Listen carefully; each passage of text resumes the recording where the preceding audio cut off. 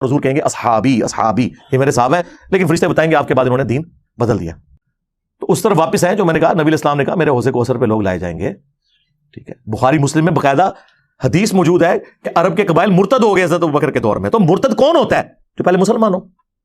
المستدرک للحاکم میں، سنن دارمی میں موجود ہے، نبی علیہ السلام نے آیت تلاوت کی، اذا جاء نصر اللہ والفتح ورأیت الناس يدخلون فی دین اللہ افواجا، کہ اللہ کی مدد آ پہنچی اور تم دیکھ رہے ہو کہ لوگ گروہ در گروہ دین میں داخل ہو رہے ہیں۔ نبی علیہ السلام نے یہ آیت تلاوت کر کے کہا کہ ان قریب میری وفات کے بعد لوگ گروہ در گروہ دین سے نکل بھی جائیں گے، اور یہی ہوا۔ کئی لوگوں کا کنوکشن والا ایمان نہیں تھا، انہوں نے رسول اللہ کو قریش کے ایک سردار کے طور پر ایک واریر کا غلبہ مان لیا عرب کی سرزمین پہ، اور ان کی بیعت کر لی۔ پیغمبر ان کو اس لیے ماننا پڑا کہ نبی علیہ السلام پیغمبر بھی تھے، ادروائز ان کا پیغمبر ماننا کنوکشن والا نہیں تھا۔ اسی لیے قرآن میں یہ آیت نازل ہوئی کہ اعرابی لوگ کہتے ہیں کہ ہم ایمان لے کر آئے، قالت الاعراب آمنا، اے نبی ان سے فرماؤ تم ایمان نہیں لائے بلکہ تم کہو ہم اسلام لے کے آئے، ایمان تو تمہارے دلوں میں ابھی داخل ہی نہیں ہوا۔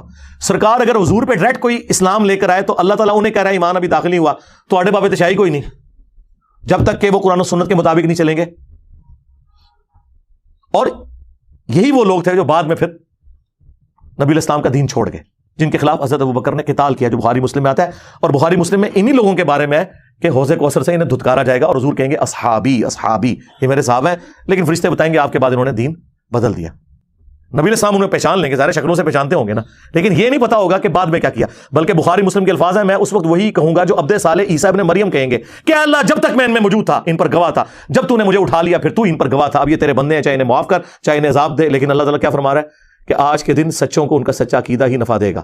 سورۃ المائدہ کی آخری آیات حضور نے تلاوت کی کہ جس طرح عیسیٰ ابن مریم اپنے فالورز کے غلط عقائد سے قیامت کے دن اعلان برات کر دیں گے نا، میں بھی کہوں گا کہ یا اللہ جب تک میں ان میں موجود تھا ان پر گواہ تھا، میرے جانے کے بعد جو کچھ انہوں نے کیا یہ خود اپنے اعمال کے جواب دیں۔ اچھا دیکھیں اللہ کے نبی ایک ایک بات بتا گئے، کیونکہ حضور کو غیبی خبر بتائی گئی تھی۔ اچھا بعض لوگ اس میں یہ بھی کہتے ہیں، دیکھیں آپ کہہ رہے ہیں حضور علیہ السلام کو علم، ہم کب کہتے ہیں جو حضور کا علم غیب نہ مانے وہ کافر ہے، ذہن میں رکھیے گا۔ ہمارا اختلاف یہ ہے کہ جتنا حضور کو بتایا گیا بس آپ نے اتنا ماننا ہے، خود سے کلیم نہیں کرنا ان کے بارے میں۔ تو حضور کو بس اتنا بتایا گیا تھا کہ آپ کے کچھ ساتھی مرتد ہو جائیں گے، یہ نہیں بتایا گیا تھا کون سے۔ جبھی تو آپ قیامت والے دن سب کوئی بلا بلا کے حوض کوثر پہ مشروب پلا رہے ہوں گے، ورنہ حضور کو اگر پہلے ہی پتا چل جائے تو آپ ہمیں پتا چل جائے ہم تو کہیں یار دور ہو جا، تو نے تو بعد میں بیڑا غرق کیا نہ ستوں۔ فرشتے بتائیں گے یا رسول اللہ آپ کے بعد انہوں نے دین سے پیچھے ہٹ گئے تھے۔ تو یہ خبر آپ کو دنیا میں بتائی گئی ہے کہ آپ کے بعد کچھ لوگوں نے کام ڈالنا ہے، لیکن اسی لیے انصار مدینہ کو حضور نے کہا تھا نا، بخاری مسلم میں حدیث ہے، انصار مدینہ میں تمہارے گھروں میں فتنے ایسے اترتے ہوئے دیکھ رہا ہوں جیسے آسمان سے بارش، اور میرے بعد اور لوگوں کو تم پر ترجیح دی جائے گی، صبر کرنا یہاں تک کہ حوض کوثر پہ آ کے مجھے ملنا۔ حوض کوثر پہ پھر وہی سحقا سحقا لمن غیر بعدی، انصار مدینہ نے اتنی قربانیاں کی ان کے اوپر، بعد میں بنو امیہ نے جو کچھ ان کے ساتھ کیا ہے وہ آپ کے سامنے ہے۔ مولا علی کے بارے میں حدیث ہے صحیح مسلم میں، علی سے محبت نہیں رکھے گا مگر مؤمن، علی سے بغض نہیں رکھے گا مگر منافق۔ اور بخاری مسلم میں انصار مدینہ کے بارے میں سیم الفاظ ہیں، انصار مدینہ سے صرف مومن ہی محبت رکھیں گے اور انصار مدینہ سے صرف منافق ہی بغض رکھیں گے۔ اسلام کے لیے قربانیاں دی لیکن بعد میں ان کے ساتھ جو کچھ ہوا۔ تو یہ ایک پورا ایک ٹاپک ہے، اور یہی ٹاپک ہے جو کربلا تک آپ کو الٹیمیٹلی لے جاتا ہے کہ کربلا کیوں ہوئی۔ کربلا سے زیادہ امپورٹنٹ ہے کربلا کا پس منظر، اس لیے میں نے ریسرچ پیپر لکھا واقعہ کربلا کا حقیقی پس منظر، 72 صحیح الاسناد احادیث کی روشنی میں، 72 کا ٹائٹل شہدائے کربلا کی نسبت سے لیا، حدیثیں اس میں 200 سے زیادہ ہیں، ایک ایک نمبر پہ ایک سے زیادہ ترک ہیں احادیث کے۔ 33 نمبر پر غدیر خم کی جو حدیث ہے قرآن اور اہل بیت، 8 ترک میں نے اس میں شامل کیے ہیں۔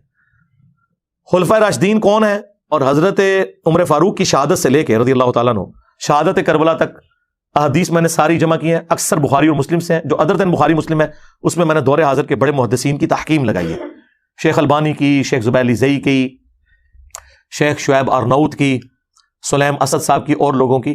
کوئی ایک حدیث بھی ایسی نہیں ہے جس کے اوپر صحت کا حکم بڑے محدثین کا موجود نہ ہو، الحمدللہ۔ یہ تو ہو سکتا ہے کہ کچھ کے ساتھ کچھ محدثین ایگری کرتے ہوں، کچھ کے ساتھ کچھ، لیکن یہ نہیں ہوگا کہ کوئی ایسی حدیث ہو جس کے ساتھ کوئی بھی ایگری نہ کرتا ہو۔ تو جس کا اعتماد جس کے اوپر، اور اکثر حدیث تو بخاری مسلم سے، میں تو کہتا ہوں ایک حدیث ہی کافی ہے، وَيْحَ عَمَّارَ تَقْتُلُهُ الْفِئَةُ الْبَاغِيَةُ يَدْعُوهُمْ إِلَى اللَّهِ وَيَدْعُونَهُ إِلَى النَّارِ۔ وَيْحَ عَمَّارَ، افسوس ہے عمار، تجھے ایک باغی جماعت قتل کرے گی، تو نے اللہ اور جنت کی طرف بلائے گا، وہ جماعت جہنم کی طرف بلا رہی ہوگی۔ یہ ایک حدیث بخاری مسلم کی یہ پورے کے پورے مقدمے کو کلیئر کر دیتی ہے کہ مولا علی علیہ السلام اور ان کے ساتھیوں کی پارٹی حق پہ تھی، اور جو خلفۂ راشدین کے مخالفین تھے، حضرت ابوبکر، عمر، عثمان اور حضرت علی کے مخالفین، وہ دوسری والی جماعت تھی۔ تو ہم الحمدللہ خلفۂ راشدین کے ساتھ ہیں، اہل البیت کے ساتھ ہیں۔